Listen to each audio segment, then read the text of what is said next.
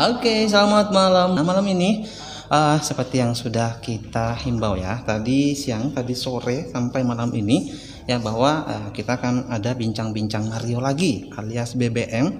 Nah, dimana setiap tahun sekali itu selalu kita ajak teman-teman ya dari Asamaliwang Tomalolo anak Tomakapa.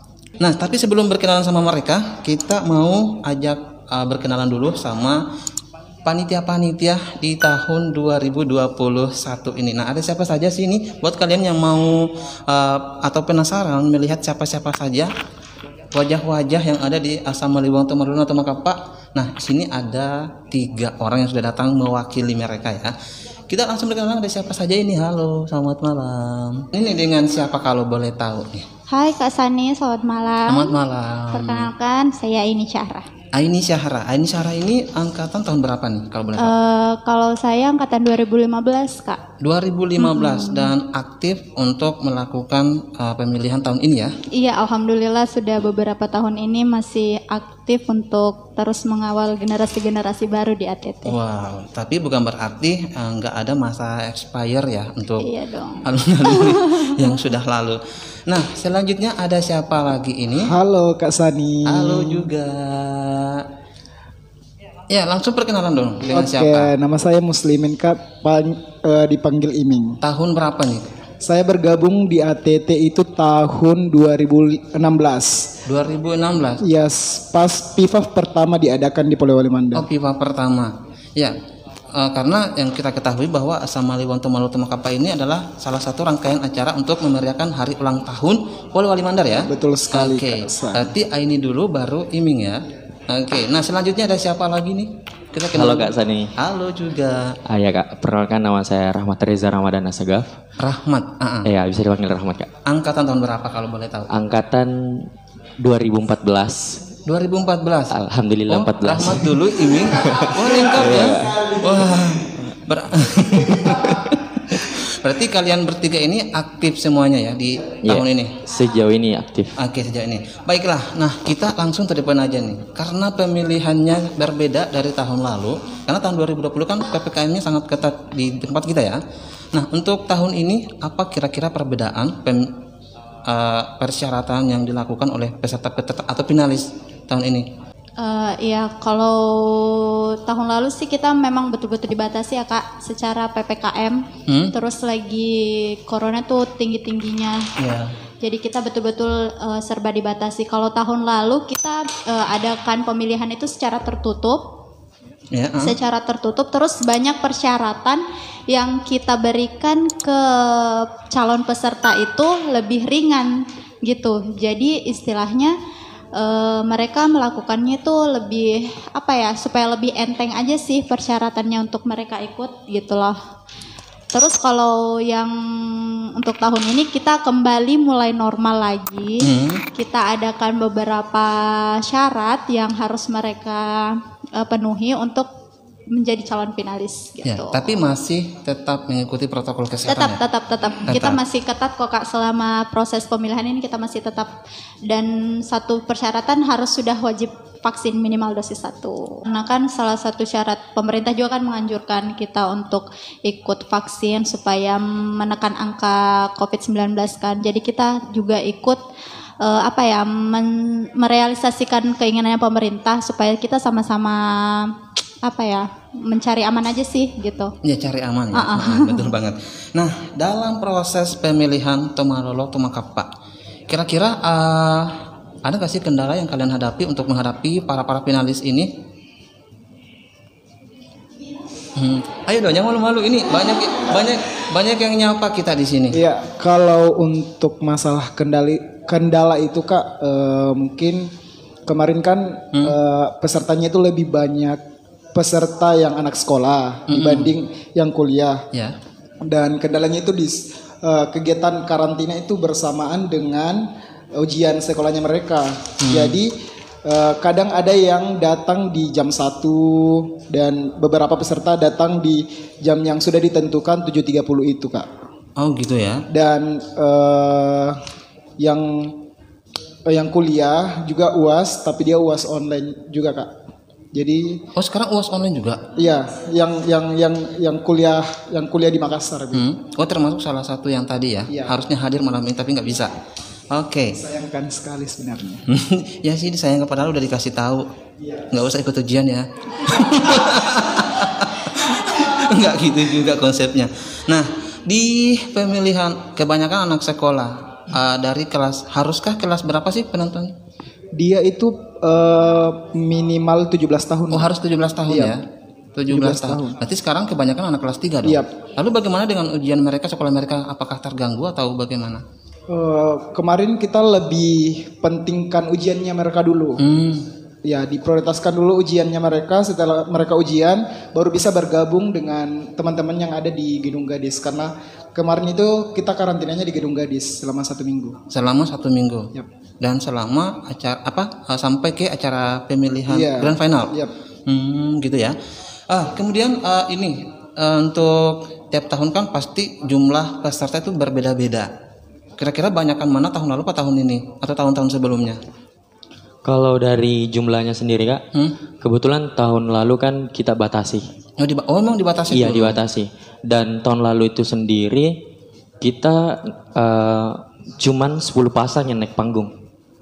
Iya. Nah, kita batasi. Iya. Kalau jumlahnya Jumlah yang ikut lebih banyak penyeleksian. tahun ini. Oh, lebih banyak tahun Iya. ini yang mengikuti penyeleksian gitu Iya, ya. Kak. Gitu. By the way, untuk melakukan penyeleksian ini apa yang harus ditempuh, dilalui untuk melalui proses-proses itu dari awal pendaftaran sampai ke ini ya. Hampir tidak banyak yang berubah sih Kak kalau masalah pendaftaran. Kita mulai dari dia isi formulir dulu. Kalau tahun ini kita sistemnya tuh pengambilan formulirnya online, bisa langsung di-download. Online juga, wow. Kalau kemarin kan mereka harus datang ke sekret, terus kasih kembali secara offline kan. Tapi kalau untuk tahun ini kita adakannya tuh online karena meminimalisir waktu juga. Terus mereka menyiapkan berkas yang ditentukan, ada KTP, ada surat vaksin, surat keterangan sehat, terus ada formulir, terus ada kurikulum vitae, terus ada foto dan lain sebagainya. Setelah mereka kumpul, kita seleksi administrasi dan langsung seleksi ukur tinggi badan. Nah, ketika dinyatakan lolos, ya mereka langsung masuk ke tahap pembekalan. Pembekalan itu dilakukan selama 3 hari. Jadi di pembekalan itu mereka dapat ilmu nih Kak, dapat dari pendidikan, dari lingkungan hidup, terus juga ada kesehatan, terus ada public speaking, materi umum, kebudayaan dan juga pariwisata. Nah dari situ materi yang mereka dapat mereka ambil, mereka pelajari terus jadi bahan buat wawancara. Di wawancara itulah kita tentukan 20 besar menuju ke grand final. Wow, berarti banyak proses yang dilalui ya. Banyak, tapi Kak, semua panjang itu tidak mudah sih sebenarnya. Sangat amat tidak mudah. Termasuk kalian pada saat melalui itu? Wow, Gimana? Sudah beberapa tahun yang lalu dan masih terasa capeknya bagaimana kita menjadi calon finalis pada saat itu. Iya juga sih, karena harus mengalahkan banyak pemuda-pemuda di Polewali sekali, Mandar. Kak. Wow, kalau untuk di Tumalu Tama sendiri ada nggak sih batasan-batasan harus Polman sendiri di wilayah Polman itu sendiri ya? Iya, untuk batasan Iya, putra-putri daerah itu harus di wilayah Polewali Mandar Kak, karena karena ini untuk ATT Polman itu untuk kegiatan Polewali Mandar. Kabupaten Polewali Ya, Mandar. khususnya untuk kepemudaan Polewali Mandar. Nah, untuk tahun ini udah ke berapa sih?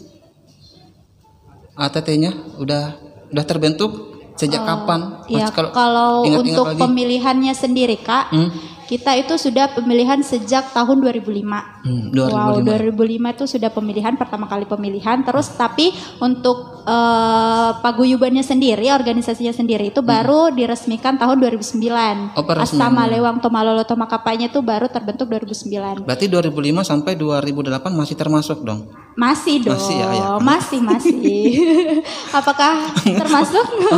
Nggak tahu juga ya. Oh jangan sampai. Oke, berarti udah cukup lama 10-an tahun ya? Udah belasan tahun. Kalau pemilihannya udah 16 tahunan. 16-an ya? Kalau organisasinya sudah 12 tahunan. 12 tahun oke, untuk peresmiannya ya. Nah, karena banyaknya omongan-omongan di luar sana nih.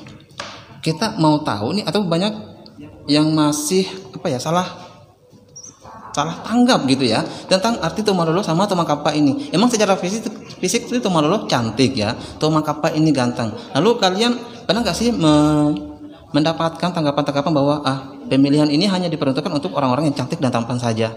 Iya, banyak Kak, banyak. Oh banyak ya. Lalu Iya, bagaimana kalian menanggapinya? Maaf. Iya, kemarin itu ada sempat juga kita lihat katanya pemilihan ini terfokus untuk orang yang cantik saja, orang yang ganteng saja. Ya. Tapi kami di Tomakapa itu bukan dari fisiknya saja, tapi pengetahuannya tentang budaya, pariwisata, lingkungan hidup, kesehatan, pendidikan. Nah, itu semua penting. Jadi kalau ada yang bilang pemilihan ini hanya untuk orang gagah, orang cantik saja, keliru sih sebenarnya Kak, keliru. Selain itu, kita juga menilai dari sifatnya mereka, kepribadiannya mereka. Nah, itu semua sudah masuk penilaian. Tidak muluk-muluk yang cantik itu, yang ganteng itu juara Kak. Tidak selamanya seperti itu. Ya nggak selamanya. Iya ya. Kak. Iya. Buat apa ganteng kalau jemput pacar di gang ya? Iya. Lain lagi. Lain lagi halnya ya. Iya, Kak. Oke, nah sudah terjawab lah ya. Kira-kira seperti apa sih tanggapan-tanggapan mereka di luar sana? Karena tampan cantik itu hanya dari fisik saja.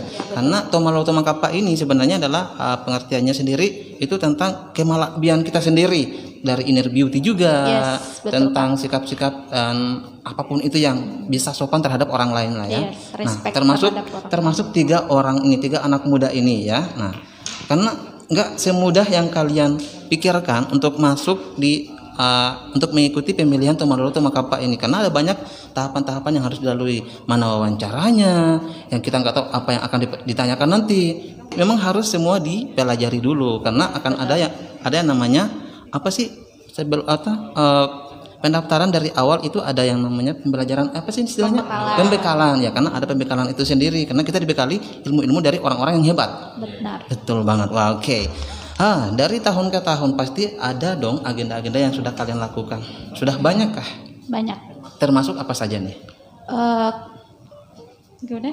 Oke. Oke, mau baku jambak-jambak dulu. Iya Kak. Jadi setelah pemilihan, kegiatan wajibnya kami itu binakrab bersih. Apa itu? Binakrab. Bina akrab. Ya, jadi mempererat silaturahmi antara anak baru dan anak tua.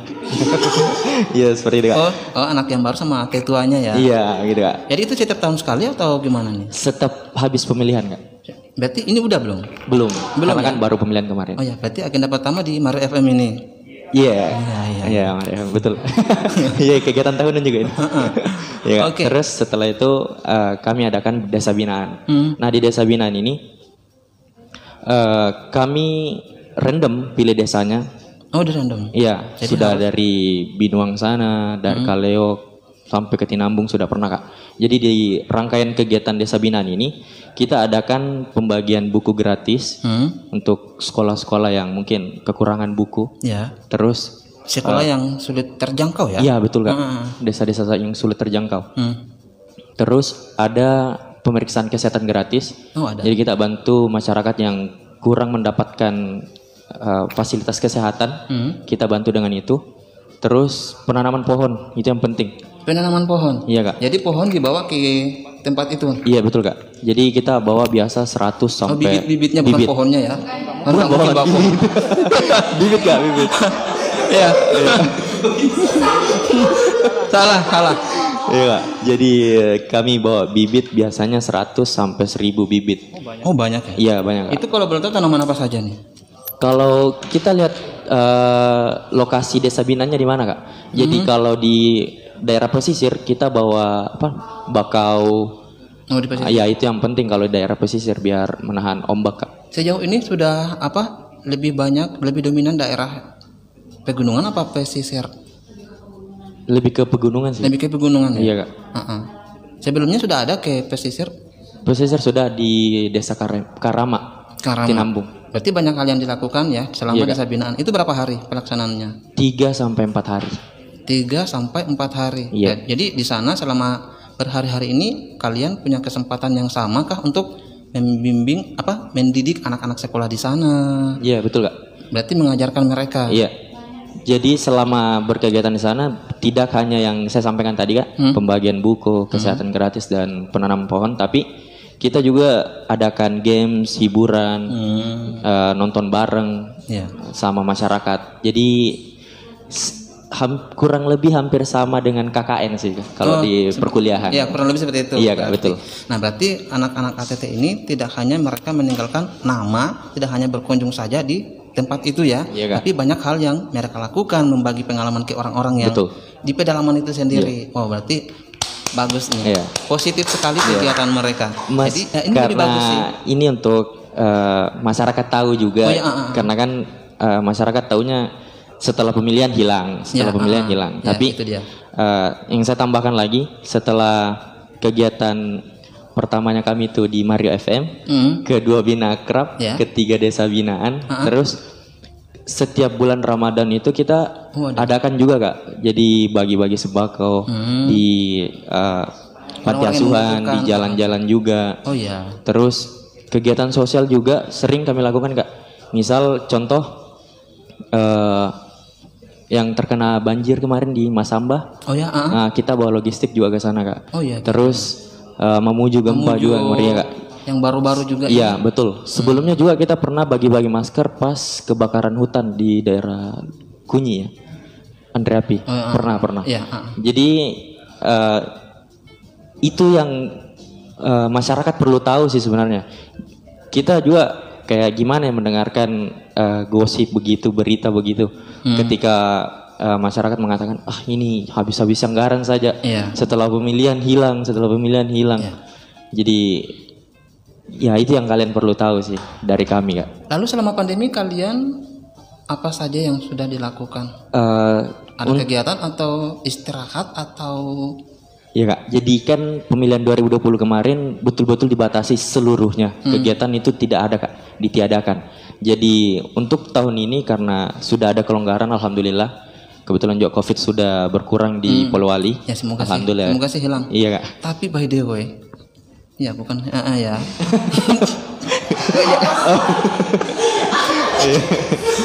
Enggak jadi. Lupa tadi saya mau tanya apa.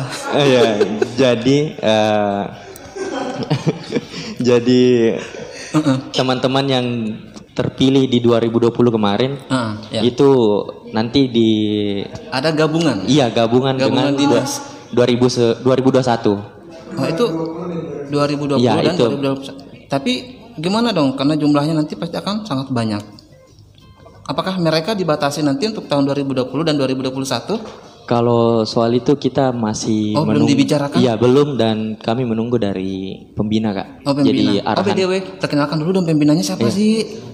Mau menyapa pembina kami tercinta dimanapun berada, semoga mendengarkan. Haji Andi Masri Masdar SSMSI. Selamat malam Pak. Iya. Oh berarti belum ada ini ya. Nanti dibahas pada saat pertemuan nanti. Iya, mau adain rapat lagi sih Kak rencananya untuk pembahasan lebih lanjut tentang desa binaan dan agenda setahun ke depan. Jadi banyak yang harus dipersiapkan nih, karena jumlahnya pasti. Kalau tahun lalu ada berapa orang sih finalisnya? 20, 10 pasang. Keseluruhan 20 ya. Berarti untuk tahun ini 40. Berarti 60 orang yang akan ikut turun tangan nanti di. Biasanya sih enggak semuanya juga ya Kak. Maksudnya dari mereka juga kan ada kesibukan lain mungkin. Terus harus hadir juga. Enggak harus sih. Wajib sih sebenarnya secara ini kan tahun masa jabatannya mereka lah istilahnya. Wajib sih mereka untuk ikut langsung, terjun langsung. Tapi ketika mereka tidak bisa karena berhalangan, karena mungkin lagi sibuk kuliah kah di luar Polewali atau kerja kah, ya kami memberikan toleransi lah Kak, karena kan kesibukan orang juga tidak bisa dipaksakan gitu. Tapi sesempatnya mereka seenggaknya rapat itu harus hadir. Kalaupun nanti hari H nggak bisa kan, setidaknya ikut menyumbangkan ide, inspirasi mereka gitu untuk program-program kedepannya bagusnya ngapain kayak gitu. Oke, selama pengalaman kalian, ini bukan untuk membandingkan ya. Kira-kira tahun berapa sih, angkatan tahun berapa yang lebih banyak kegiatannya? 2000. Masalahnya kita kan beda-beda angkatan nih Kak, gimana dong? Mau bilang banggakan angkatan sendiri lah. Mau bilang 2015, nanti di sebelahnya nyenggol. Ini kasih contoh dong sama yang baru di depan itu. Iya, kalau untuk saya sendiri Kak ya, untuk 2000 pengalaman dan penglihatan kamu. 2016 itu sangat-sangat padat kegiatannya ATT pada saat itu. Oh, angkatan sendiri karena, untuk 2016 sendiri dia ada namanya kegiatan ATT Cilik Kak. ATT Cilik. Iya. Di ATT Cilik itu ada 3 kategori Kak ya, kalau nggak salah itu hari. 2 deng. Kenapa nggak tiap tahun saja tuh ATT Ciliknya? Ya mungkin kemarin terkendala karena terlalu padatnya juga kegiatan pada saat itu. Di 2018 kalau tidak salah. Iya. Terus 2018. di 2016 itu selain ATT Cilik, kita juga adakan namanya reuni akbar. 1 dekade kalau nggak salah. Berarti tiap 10 10 tahun ATT. Pada gitu. saat itu. Oh, ada. Iya, ada. Kalau untuk ulang tahunnya sendiri ada nggak sih? Ada. Ada. Itu diadakan juga nggak? Ya, setiap tahun itu pasti diadakan. Itu dikhususkan untuk siapa saja atau maksudnya ada orang-orang tertentu yang bisa hadir? Kalau untuk perayaan ulang tahun beda-beda sih Kak tiap tahun gitu. Yang jelas tiap tahun pasti ada perayaan walaupun kita perayaannya sederhana gitu. Kecuali tahun lalu. Kayak tahun lalu. Tahun lalu pandemi kan ini? Diadakan kok Kak ada. tahun lalu, cuman kita private sih, lebih ke. Cuma 2 orang. lebih ke teman-teman ATT aja sama pembina karena pada saat itu kita adakan di rumahnya pembina langsung. Tapi beberapa kali kita juga adakan secara besar-besaran. Pada saat itu kita juga adakan reuni akbar sekaligus juga dengan ulang tahun ATT. Pernah juga kita adakan penanaman mangrove di Gonda ya. Tahun berapa gitu kita adakan dirangkaikan karena ulang tahunnya ATT. Jadi macam-macam sih Kak. Macam-macam gitu, ya. Konsep acaranya untuk hari ulang tahun ATT itu sendiri. Nah, selama pengalaman kalian yang paling berkesan sih menurut kalian gimana? Apa? Iya, tes. Kalau ini masing-masing dari kami nggak? Tergantung sih kalian mau masing-masing atau pengalaman kalian saja lah. Iya. Kalau saya pribadi Kak, karena kan saya alumni 2014. 2014. Sangat lama, sudah lama. Oh, belum sih. Masih lama yang itu. Iya Kak. Jangan disebutkan. Iya Kak. Ya, cuma 9. Iya Kak. Jadi waktu angkatan saya bisa dikatakan angkatan teraktif juga karena pemilihan Tomalo Tomakapat Cilik itu pertama kali di angkatan saya Kak, 2014. Oh, ada emang ada ya. Iya. Di situ juga kalau nggak salah peresmian logo ATT. Iya. Oh iya. Iya. Yang lupa taruh di situ harusnya ada. Iya Kak. Nantilah yang baru lah mungkin ada pembaharuan nanti. Iya Kak.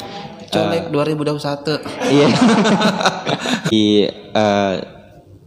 Pada saat itu angkatan saya sangat padat dan untuk saya pribadi pengalaman yang mungkin susah untuk dilupakan.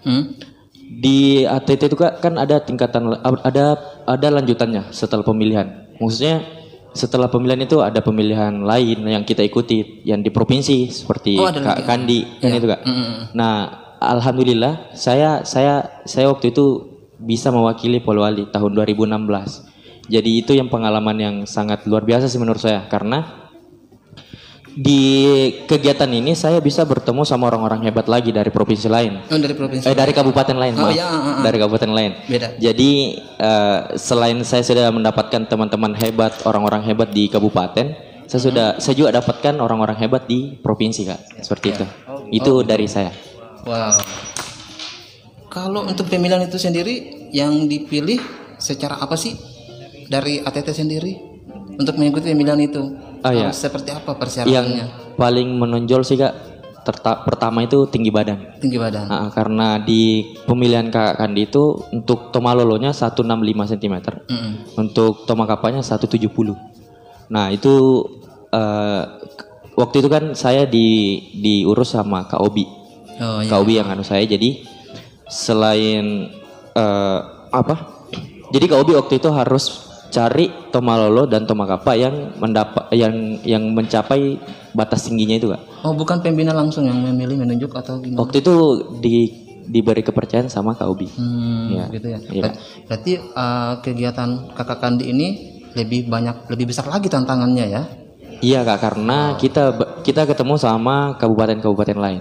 Oke. Tahun 2016. Oke. Itu pengalaman yang menarik ya. Iya, Kak. Selama kamu ada di ATT ini. Iya, betul. Nah, dua orang ini juga nggak kalah dong, karena ada juga kegiatan yang pernah mereka ikuti. Kalau nggak salah sih, pernah. Kalau kalian sendiri ini, ya tos dulu. Yang mana duluan? sweet dulu. Oke. Untuk pemilihan selanjutnya yang saya ikuti itu, Kak, Yang paling berkesan menurut kamu selama kamu ada di ATT? Apakah pemilihan itu? Apakah di kegiatan di sini? terus apa sih? Apa sih ini? Rawang, Kak. Setelah kamu ada di ATT, Yap. adakah kira-kira kegiatan yang paling berkesan menurut kamu selama kamu menjabat? Atau sampai saat ini mungkin ada kegiatan yang paling berkesan? Oke, dan yang paling berkesan itu, Kak, menurutku pada saat itu saya menjadi ketua panitia pada saat ATT Cilik itu. Karena banyaknya inspirasi, banyaknya kritikan, banyaknya masukan dari senior, dari teman-teman angkatan, Banyak pengalaman di situ ya? ibu-ibu juga yang bawa peserta gitu. Ya. Wow, banyak sekali masukan-masukannya yang membuat saya harus bisa lebih berwibawa, bertanggung jawab. Wih, Ya. berarti udah ada pengalaman tentang Ya. pertanggungjawaban itu ya? Oh, LPJ itu ada. Oh, selebel. Terus setelah itu yang paling berkesan itu Hah? di 2020. Apa itu? Karena Kan pandemi. sebelumnya itu, sebelum pandemik itu kan saya terpilih menjadi putra tari Indonesia Putra tari itu dalam untuk rangka apa? Sulawesi Barat. Dalam rangka apa tuh? Dalam rangka pemilihan putra-putri tari Indonesia. Dan kamu terpilih. Iya. Ada seleksi. Setelah saya mengikuti ATT itu. Ada seleksinya. Ada. Dan kamu terpilih. Ya. Mewakili Polman. Tapi pada saat itu saya terpilihnya di akhir tahun 2019.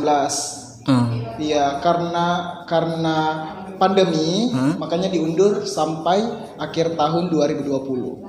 Iya. Jadi kamu mengikutinya kegiatannya itu di mana? Kegiatannya itu di Jakarta Berarti kamu ke Jakarta waktu itu. sendiri. Seneng nggak di sana? Ya, senang sekali Pengalaman apa yang bisa kamu bagikan? Karena saya bertemu dengan penari-penari hebat di 34 provinsi itu. Karena emang hobi ya. Yes. Dari sejak kapan kamu suka? Dari SD sih. Dari SD. Ya, terus kelihatannya itu maksudnya ikut-ikut kegiatan atau lomba-lomba itu Rahmat, pada kenapa saat sih Rahmat? 2014 kalau nggak salah. Jangan gitu dong Rahmat. Ya bangga. Oh ya bangga. Nah kalau Aini sendiri, hal yang paling berkesan apa selama kamu ada di ATT? Mungkin apa ya, yang paling berkesan dan yang paling ditunggu tuh kayak kegiatan desa binaan sih, Kak. Karena kenapa? betul-betul kalau desa binaan itu disitulah kita menjalin silaturahmi, chemistry satu sama lain dengan anggota gitu. Apalagi kita kan yang istilahnya yang tua-tua ini, yang senior-senior ini. Yang bilang tua dong ya? Iya, yang senior ya, yang dewasa ini. Ya, yang senior-senior ini apa ya, mau tahu gimana sih adik-adik yang baru ini kinerjanya kayak gimana. Jadi dari desa binaan itu benar-benar kita lihat, oh orangnya kayak gini, orangnya kayak gini, orangnya kayak gini. Kita bisa menilai satu sama lain dan di situ juga. Bukankah penilaian itu ada pada saat penyeleksian? Iya, tapi kan apalah arti kalau cuma seminggu ya, Kak. Iya juga sih. Terus kita kan kalau di desa binaan itu kan pagi, siang, sore, malam kan sama-sama terus gitu kan. Jadi nggak pernah pulang selama 4 hari itu? Iya. Nggak pernah pulang. Makanya kita cari desa yang terpencil, yang jauh, yang tidak ada sinyal sama sekali, supaya tidak terhubung orang tua. Supaya itu betul-betul kita saling mengenal karakter lebih dalam, Kak, gitu. Itu nilai plusnya untuk desa binaan dan itu yang paling yang saya tunggu sih setiap tahunnya gitu. Dan kalau setiap tahun selalu mau ikut di mana lagi desa binaan. Penasaran juga saya sama desa binaan itu sendiri. Kapan-kapan Kak Sani ikut deh. Mudah-mudahan saya ada kesempatan. Ya. Insya Allah. Siap ya. Oke, boleh, insya Allah. Kalau tahun ini ada di calling-calling aja dulu ya. Siap. Oke, nah pembicaraan kita sebenarnya masih sangat panjang. Kasihan yang masih baru ini nggak jadi diwawancara kan. Insya Allah kita masih akan bertemu lagi di kesempatan berikutnya. Oh ya, satu pertanyaan terakhir ini. Tadi saya lupa. Ini harapan kalian selama untuk ATT Tomalu Utama Kapa ke depannya. Ya baik, untuk dari saya sendiri harapannya semoga makin banyak pemuda-pemudi di luaran sana yang sadar dengan budaya, yang harus cinta dengan kebudayaan yang kita miliki, terutama budaya Mandar. Ya. Jadi seperti slogan kami, lestarikan Mandarta. Oh iya, betul Pak. Dari saya. Bagaimana cara kalian untuk menarik anak-anak muda untuk mengikuti pemilihan Tomalu Utama Kapa? Untuk menarik Perhatian minat mereka, mereka itu lebih ke kita langsung ke aksi aja sih Kak. Aksi? Gitu, Demo? Enggak dong. Oh, bukan ya? Aksinya di sini kita betul-betul nunjukin bahwa jebolan ATT itu tidak hanya cantik di panggung berlenggak-lenggok jawab pertanyaan, tapi kita bisa terjun langsung ke masyarakat, memberikan bukti dan ikut berkontribusi dengan program-program pemerintah. Karena satu lagi yang mungkin tadi belum disampaikan oleh Kak Rahmat, bahwa di desa binaan itu kita berkolaborasi dengan dinas-dinas terkait kayak lingkungan hidup, kesehatan, pendidikan, itu mereka yang support kita untuk jalannya desa binaan gitu. Jadi mau menghapuskan pemikiran anak-anak muda bahwa anak muda tuh nggak boleh apatis sama istilahnya tuh kayak terobosan pemerintah itu harus kita ikuti gitu. Betul. Kita nggak boleh nggak aja saya deh gitu. Tetap tapi kita harus optimis ya untuk menjalankan. Kita harus tetap optimis, kita harus tetap ikut berkontribusi, karena kalau bukan kita pemuda daerah, siapa lagi yang ikut membantu? Masa pemuda dari kabupaten lain? Yes, betul. Iya, gitu sih. Jadi harapannya berarti kedepannya ATT ini harus selalu dipertahankan ya. Betul. Semoga tetap eksis sampai masa-masa yang akan datang. Ya betul. Biar anak-anak muda atau pemuda-pemuda yang ada di Kabupaten Pulman ini selalu ada kegiatan-kegiatan yang positif. Yes, betul Kak. Ya, sekali lagi terima kasih buat kalian bertiga. Kita juga akan berkenalan langsung dengan anak-anak Tomalu Utama Kapa yang baru 2021. Sepertinya mereka sudah berunding, entah apa yang mereka rundingkan ya. Sepertinya sangat serius sekali. Oke, jangan kemana-mana, tetap di Bincang-Bincang Mario.